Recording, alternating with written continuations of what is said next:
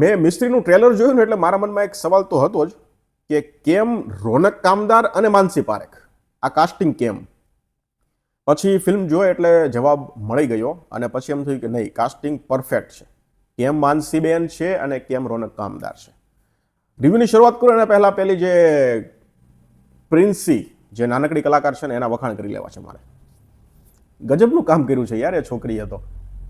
ક્યારેક ક્યારેક અમુક સીનમાં તો કોઈ મોટા મોટા નામી કલાકારોને પણ ઊંધા નાખી દે એવું કામ કર્યું છે. શું એની ડાયલોગ ડિલિવરી છે, શું એનું ટાઈમિંગ છે, અને કેટલા વખાણ કરું યાર. તમને લાગે જ નહીં આ છોકરી એક્ટિંગ કરે છે. એ રોનકભાઈ સાથેની કેમેસ્ટ્રી હોય, માનસીબેન સાથેની કેમેસ્ટ્રી હોય, ગજબનું કામ કર્યું છે બાળ કલાકારે. ખતરનાક કામ કર્યું છે. આપણે રિવ્યૂની શરૂઆત કરીએ તો ફિલ્મની સ્ટોરી છે ને, શરૂઆતમાં મને એવી લાગી કે કોઈ ટિપિકલ બોલિવૂડથી ઇન્સ્પાયર થઈ અથવા તો કોપી કરીને પછી આપણની સામે પ્રેઝન્ટ કરવામાં આવી છે. પણ ફિલ્મ પછી આગળ વધી અને ઇન્ટરવલ પહેલાં એક નાનકડું એક ઘટના ઘટી ત્યારે એમ થઈ ગયું કે ઓકે કંઈક નવું કરવાની ટ્રાય કરી છે. પણ પછી હોસ્પિટલવાળો આવે છે આખો મોમેન્ટ, અને હોસ્પિટલવાળા મોમેન્ટમાં પણ એક આવે છે તો ત્યાં પણ એમ થઈ ગયું કે ઓહ આ તો સાવ અલગ જ થઈ ગયું. એટલે શરૂઆતમાં મને એવું થયું કે બોલિવૂડમાં હમણાં એવી બધી ફિલ્મો બને છે ને કે ભાઈ હીરો હિરોઈન અમને મળી જાય રેન્ડમલી, પછી નક્કી કરે કે આપણે આટલા સમય સાથે રહેવાનું, પછી પૂરું આ જગ્યાએથી આપણે નીકળીએ એટલે પછી તું તારા રસ્તે હું મારા રસ્તે, આપણે ઓળખવાનું નહીં. અને પછી હીરો છે એ હિરોઈનની પાછળ પાછો પડે કારણ કે એક જગ્યાએથી છૂટા થઈ જાય, અમુક સમય સુધી સાથે રહે, પછી હિરોઈનની પાછળ હીરો પડે અને પછી લવ સ્ટોરી ને ફલાણું. મને એવું થયું કે એ ટાઈપની પણ આ ફિલ્મ લગભગ હશે, પણ એવું નથી. ફિલ્મની જે સ્ટોરી છે એ સારી છે. ફિલ્મની સ્ટોરી જે રીતે પ્રેઝન્ટ કરવામાં આવી છે એ રીત પણ સારી છે. અને ફિલ્મ આખી તમને આમ ઓવરઓલ કહું તો ફિલ્મ મીઠી છે, મધુર છે, મજા આવે એવી છે.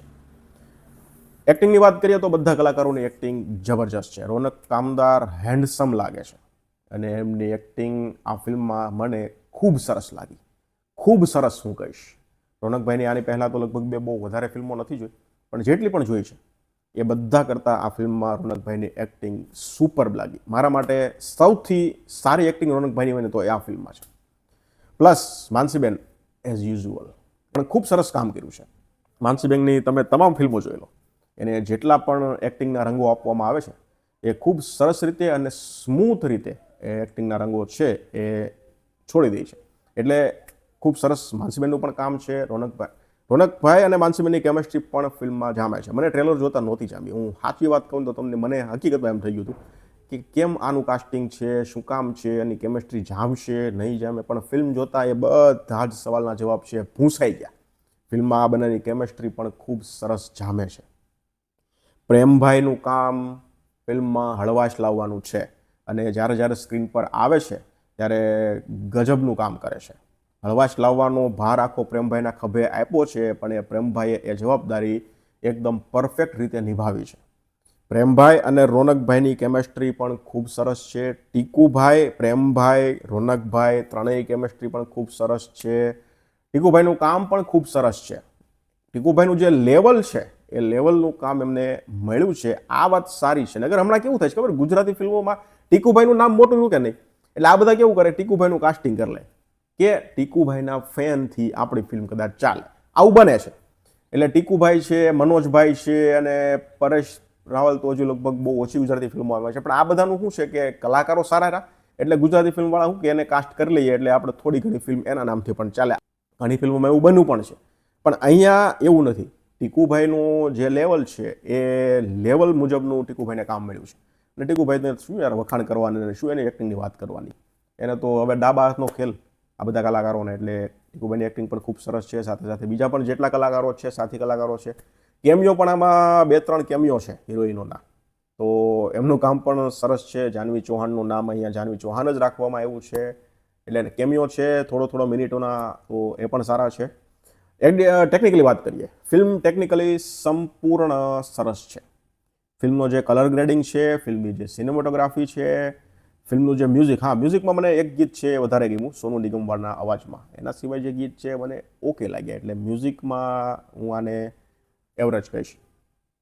બીજીએમ છે એ જામે છે, લોકેશન જામે છે. પછી અમુક કેમેરા એંગલ, યસ, હોસ્પિટલમાં જે સીન આવે છે, લિફ્ટમાંથી આ લોકો બહાર આવે છે અને કેમેરો જે અહીંયાથી આવે છે એ એંગલ ઇમ્પ્રેસિવ છે. પછી 2-3 બીજા પણ હોસ્પિટલમાં 2-3 કેમેરા એંગલ છે, એ કામ પણ ખૂબ સરસ છે.